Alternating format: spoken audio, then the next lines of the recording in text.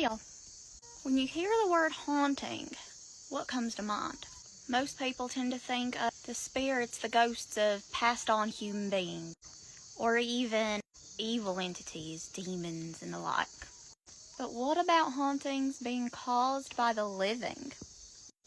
This evening, we're talking about poltergeists.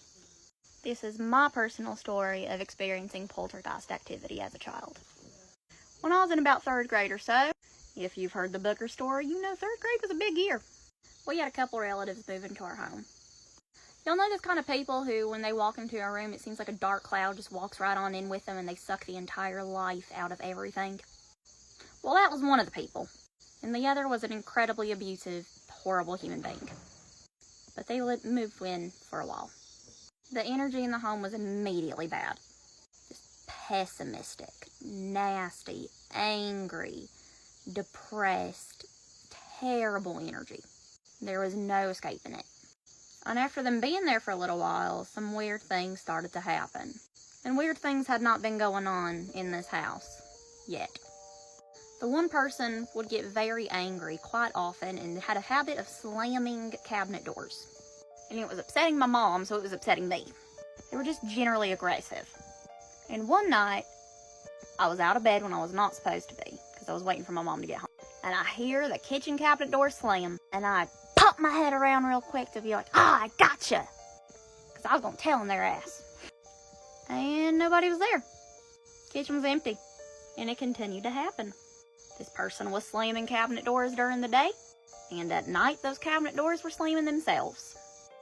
And a little later, my sisters and I noticed the toys in our room acting kind of weird. Toys shouldn't be acting any kind of way. But they'd started rolling across the floor. The ones with batteries would go off on their own all night. And I mean all night. They would wake us up in the middle of the night. We were exhausted. And as tiring as it was, I also just kind of thought it was kind of cool. Oh, we have a ghost in the house now. I started a whole little club in the 3rd grade in my classroom of girls ghost hunting. But they were all making up stories and did not realize I was not making up stories, and I did not realize that they were making up stories until much later. So I'm marginally freaked out, but also very intrigued and excited. But then my covers started getting pulled off of me at night.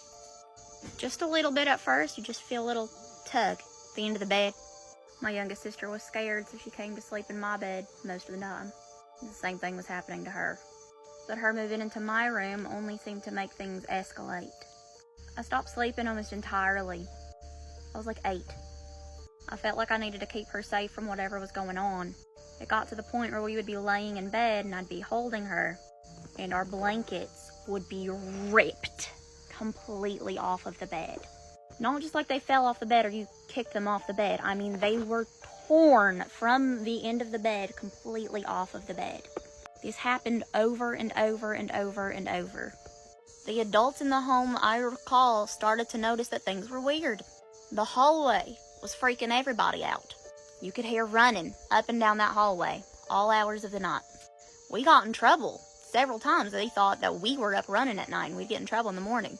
We didn't leave a room. Cabinet doors are slamming. Things are running up the hallway. The toys are moving on their own. The blankets are being ripped off of us. And these terrible people were living in our house. We were miserable. The house was so loud all the time, there was no way to rest. And then we started to wake up with bruises. And at this point, you're probably thinking, oh, well, it's a demon. That's demonic.